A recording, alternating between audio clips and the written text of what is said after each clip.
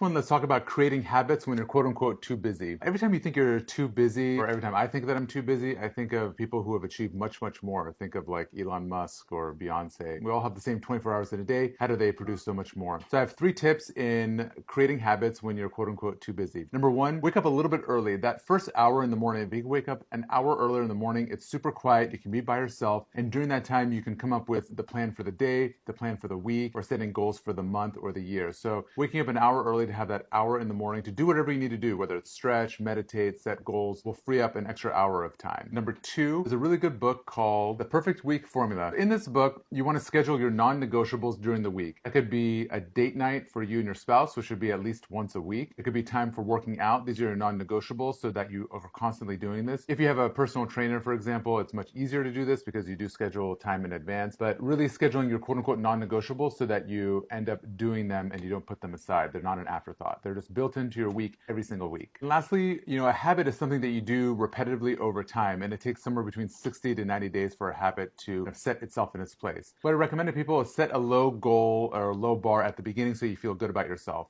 For example, if you're not working out, don't say I'm going to work out 6 days a week forever. Set a small goal of like, I'm going to work out once a week or twice a week. And once you hit that goal, then you can take it up a notch the 3rd time a week or 4th time a week if you really wanted to. So that, setting a smaller goal at the beginning to set yourself up for success, and then you can build on top of that, because that in the end was what's going to build you this really magnificent life of great habits. And that's slowly building your habits on top of each other so that when you look back over the years, you'll see like, wow, look at all the things I've accomplished over time. If that's helped and you want to see more videos, let me know in the comments below.